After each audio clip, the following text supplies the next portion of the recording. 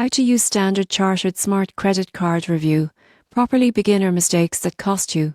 The Standard Chartered Smart Credit Card is designed to maximize rewards, but beginners often misread reviews and end up missing benefits or paying unnecessary fees. Here's how to use reviews properly. The first mistake is focusing only on reward points. Most people get this wrong by ignoring redemption flexibility. Reviews often reveal which retailers, categories, or travel partners give the best value for your points. Second mistake, overlooking fees and charges. You won't believe how often users complain about annual fees or late charges without realizing these are avoidable with careful management. Honest reviews usually highlight strategies to minimize costs. Third mistake, misunderstanding cashback or bonus structures. The surprising truth is that cashback rates can vary by category, transaction type, or promotional period. Reading detailed reviews helps identify the most effective ways to earn rewards. Fourth mistake, ignoring customer service feedback. Reviews can tell you how responsive the bank is for dispute resolution, lost cards, or account issues.